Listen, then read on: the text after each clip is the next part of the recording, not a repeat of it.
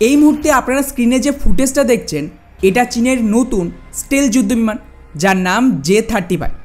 এটাকে প্রথমবার চীন অফিশিয়ালি দুনিয়ার সামনে এখন রিলিজ করেছে। মিডিয়ার দাবি অনুযায়ী এই বিমান মোটামুটি রেডি এক্সপোর্টের জন্য, যেখানে স্পেশালি পাকিস্তান সেই দেশ যারা কিন্তু প্রথম এই বিমান অপারেট করতে পারে। কারণ অলরেডি পাকিস্তানের আর্মি অফিশিয়ালি ডিক্লেয়ার করে দিয়েছে যে ওরা চীনের থেকে পঞ্চম প্রজন্মের যুদ্ধবিমান কিনবে। আর চীনের তরফ থেকেও এটা অফিশিয়ালি কনফার্ম যে এই J-35কে স্পেসিফিক্যালি এক্সপোর্ট মার্কেটে আমেরিকার F-35-এর অল্টারনেটিভ হিসেবে পুশ করছে, যার আন্ডারে সেই সমস্ত দেশ যারা আমেরিকার বিমান কিনতে পারবেন কিন্তু একটা পঞ্চম প্রজন্মের সস্তার বিমান চাইছে, তারা এই বিমানকে কনসিডার করতে পারে। এখন স্বাভাবিকভাবেই প্রশ্ন উঠছে, যদি এটা পাকিস্তানকে এক্সপোর্ট করেছি তাহলে ভারতের পয়েন্ট অফ ভিউ থেকে এটা কত বড় থ্রেট হবে? ওয়েল, এখানে দুটো দিক রয়েছে। একটা হলো টেকনিক্যাল পয়েন্ট অফ ভিউ, মানে বিমান কতটা শক্তিশালী তার উপরে, আর দ্বিতীয়টা জিওপলিটিক্যাল, ইকোনমিক্যাল বা আরও স্পেসিফিক্যালি বললে ক্যাশ ফ্লো, যার উপরেই নির্ভর করছে পাকিস্তানের ভবিষ্যৎ। প্রথমে টেকনিক্যাল অ্যানালাইসিস করলে এই বিমান চীন 2005 সালের আশেপাশে অফিশিয়ালি তৈরি শুরু করেছিল, যার ইনিশিয়াল নাম ছিল J-31, এবং 7 বছর পর মানে প্রায় 2012 সালে প্রথম এই বিমান আকাশে ওঠে। কিন্তু স্বাভাবিকভাবে এর ডিজাইন আর টেকনোলজি এতটা সুপিরিয়ার ছিল না, তাই ফার্দার এর উপরে ইমপ্রুভমেন্ট চলে এবং প্রায় আরও 10 বছর কাজ করার পর এর নতুন ডিজাইন তৈরি হয়, যেটা 2022 সালে সম্পূর্ণ হয়েছিল। এবং এখন চীন ফাইনালি এতে কিছু পরিবর্তন করে এটাকে অফিশিয়ালি লঞ্চ করেছে 2024 সালে, মানে প্রায় 20 বছর সময় লাগে। মুশকিল হলো চীন এটাকে পঞ্চম প্রজন্মের বিমান বললেও শুরুতে কিন্তু এই বিমানে রাশিয়ান RD-93 ইঞ্জিন ছিল, যা পাকিস্তানের J-17 বিমানেও রয়েছে, যার ইতিহাস কিন্তু খুব একটা ভালো নয়, আর না এটা পঞ্চম প্রজন্মের বিমানের জন্য ক্যাপাবল।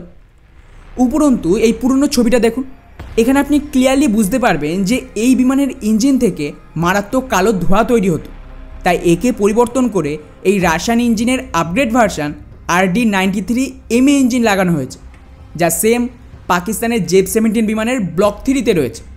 অর্থাৎ এটাও কিন্তু পঞ্চম প্রজন্মের বিমানের জন্য পর্যাপ্ত না।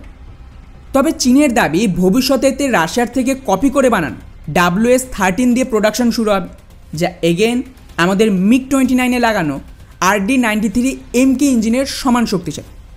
অর্থাৎ এটাও পঞ্চম প্রজন্মের জন্য নয়। আর ভবিষ্যতে চীনেতে WS-19 ইঞ্জিন লাগাবে, যা একটু বেশি পাওয়ারফুল হবে চীনের হিসেবে। এখন কতটা পাওয়ারফুল সেটা তো সময় বলবে। এছাড়াও এই পঞ্চম প্রজন্মের বিমানেও সেম রাডার যুক্ত করা হয়েছে, যেটা পাকিস্তানের J-17 ব্লক 3-তে রয়েছে। তবে এর সাথে কিছু বিশেষ আধুনিক সেন্সারও যুক্ত হয়েছে, যেটা চীনের J-20 জন্য চীন ডেভেলপ করেছিল। তো এই হলো চীনের বিমানের ওভারঅল ক্যাপাবিলিটি। এখানে আমি স্পেসিফিক্যালি ইঞ্জিন, রাডার আর সেন্সারের কথা বললাম, কারণ এটাই কিন্তু বিমানের মূল অংশ। এবারে আসি পাকিস্তানের কথা। তো দেখুন, যখনই ডিফেন্স নিয়ে, স্পেশালি যুদ্ধ নিয়ে বা হাতিয়ার নিয়ে কোনো রকম অ্যানালাইসিস করবেন, সেখানে সবার আগে জিওপলিটিক্স এবং ক্যাশ ফ্লো, এই দুটোকে আগে রাখতে হবে, তবেই বুঝতে পারবেন যে ভবিষ্যতে কী হতে পারে। তাই চীনের এই যুদ্ধবিমান কতটা শক্তিশালী বা দুর্বল সেই ডিবেটকেই বাদ দিয়ে দিন। যদি আপনি গ্লোবাল ফাইন্যান্সিয়াল রিসেটকে দেখেন, তাহলে কিন্তু আর্টিফিশিয়ালি তৈরি করা পাকিস্তানের দিন শেষ। কারণ ওদের আব্বাজান আমেরিকার রিসেট শুরু হয়ে গেছে, যার অ্যাকচুয়াল ইম্প্যাক্ট আপনারা নিজেরাই আগামী 2-4 মাসের মধ্যেই দেখতে পাবেন, যে কিভাবে আমেরিকার সরকার ওদের সমস্ত সরকারি কর্মচারীদের কাছ থেকে তাড়াবে। ওখানকার যে সমস্ত প্রাইভেট সেক্টর রয়েছে সেখানে কাজ করা ভারতীয়, স্পেশালি NRIদের কপালেও দুঃখ আছে, ওদেরকেও তাড়ানো হবে। আর আমেরিকা নিজেই ওদের দেশকে ক্রিপ্টোকারেন্সি দিয়ে ডলার থেকে রিপ্লেস করবে, যার হিন্ট ইলন মাস্ক আর ট্রাম্প দুজনেই দিয়ে দিয়েছে। আর বন্ধুরা, ওই সেম টাইমের মধ্যে পাকিস্তানেরও বাই ডিফল্ট রিসেট চলবে, যেখানে পিওকের ফাইনাল সেটেলমেন্ট হবে। হ্যাঁ, আমি জানি যে এটা 2 বছর লেট হয়েছে। এই পুরো ক্রাইসিস 2022-এ হওয়ার কথা ছিল, কিন্তু বাইডেনের জন্য এটা পিছিয়ে যায়। যাই হোক, ওদিকে চীন তো অলরেডি নিজেদেরকে গুটিয়ে নিয়েছে লাদাখ, বাংলাদেশ আর মালদ্বীপ থেকে, এবং ওদের অ্যাম্বাসেডার তো পাকিস্তানকে নিয়েও স্টেটমেন্ট দিয়েছে যে পাকিস্তানে চীনের পক্ষে অপারেট করা খুবই মুশকিল, স্পেশালি সিপেক প্রজেক্ট। তো আপনারা তো ভুলেই যান যে পাকিস্তান 2027-এর পর নিজেদের মিলিটারি স্ট্রং করার মতন পজিশনে থাকবে। আর এই ফাইন্যান্সিয়াল রিসেটে চীনের যে ডিফেন্স বাজেট, সেটাও একটা বড় ধাক্কা খাবে।